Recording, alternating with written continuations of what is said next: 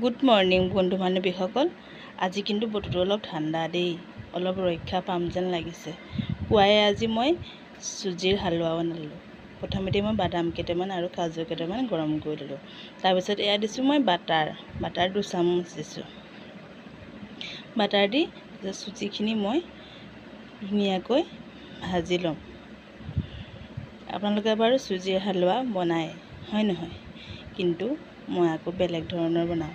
আজি মই চুজি হালোৱাৰ লগত দিম এইফালে ভাজি থোৱা বাদাম, তাৰপিছত আৰু কাজু, বিশেষ একো নিদিওঁ।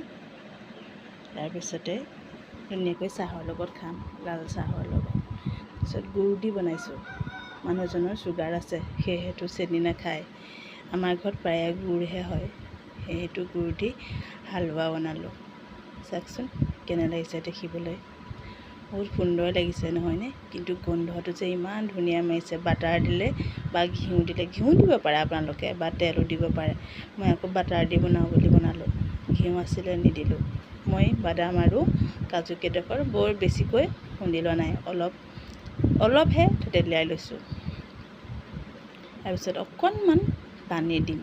চাওকচোন আমাৰ এয়া হৈয়ে গ'ল হালোৱা, কিন্তু খাবলৈ বহুত টেষ্টি। খাই চাব কেতিয়াবা দেই, আৰু ভাল পালে মোৰ পেজটো ফ'ল' কৰিবলৈ নাপাহৰিব।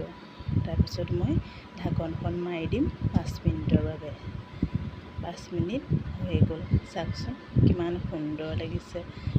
ধুনীয়াকৈ কাটি ল'লোঁ। মানুহ আমি ঘৰত 3জনহে, সেইটো ল'ৰা আৰু মই দেউতাক একেলগে চাহকাপ খাবলৈ দিছোঁ। ল'ৰাই আকৌ চাহ নাখায়। বাই বাই, আজিলৈ সকলোৰে মংগল হওক।